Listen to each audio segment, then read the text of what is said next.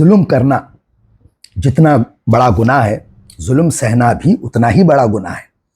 और ये बात हम रोज़मर्रा की चीज़ों में नहीं कर रहे हैं, वो तो है ही है, लेकिन ये जो रिलेशनशिप्स में, स्पेशली मियाँ बीवी के रिलेशनशिप्स में जो आए दिन देखने को मिलता है, उसके ऊपर कुछ आज शाजियोलॉजी सुनते हैं। देखिए, मेरे पास इतने सारे केसेस आते जो एब्यूजिव और टॉक्सिक रिलेशनशिप के रहते हैं। When I am talking about abuse and toxicity, it's mostly about emotional abuse. तो यहाँ पे ना मतलब सोसाइटी में ये अवेयरनेस आना बहुत ज़रूरी है कि जब आप बोल रहे हैं कि एक बच्ची या एक औरत उन्हें अगर ये इस किस्म के टॉक्सिक रिलेशनशिप में कंटिन्यू कर रही या उन्हें हैं, तो पहले उसका रूट कॉज समझिए कि वो शख्स वहाँ पे क्यों फंसा हुआ है। सबसे पहले the so called urban society, जहाँ पे अपने पास बच्चे और बच्ची में फ़र्क नहीं करते, there is no gender discrimination, I agree to that. और जब तक अपने घर में बच्चियों को पालते, बहुत अच्छी तरीके से पालते, मैं उसको भी डिनाई नहीं कर सकती।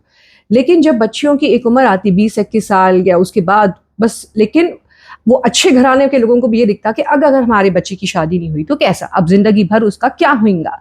ये एक जो डर है ना, वो अपने बच्चियों को टॉक्सिक रिलेशनशिप में डाल देता। और जब शादी हो जाती और इमोशनल अब्यूज़ है या टॉक्सिसिटी है या किसी किस्म का ऑपरेशन है, तो बच्चियां शौहर या शौहर के घर वालों की मोहब्बत में वो तकलीफ नहीं सहते। उन लोगों का क्या रीज़न से वो तकलीफ सहते कि अगर हम वापस गए तो हमारे माँ बाप का क्या होगा, उन्हें इतनी मुश्किलों से हमारी शादी करे। अगर दूसरे सिबलिंग्स है, दूसरे भाई बहन है, तो उनके ससुरालों में क्या इम्पैक्ट पड़ेगा, दूसरे भाई बहनों की शादी में जो है सो की फ़र्क आएगा।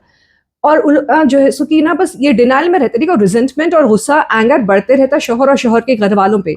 लेकिन आपकी तकलीफ के जिम्मेदार ना पहले कौन है, ये समझना जरूरी है उस तकलीफ को खत्म करने के लिए।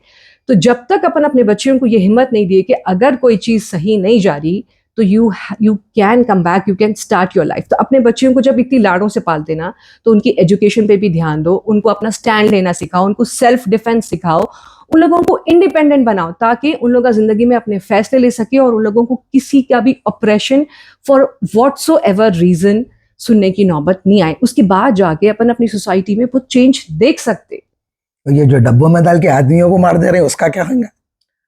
We'll discuss on that sometime later.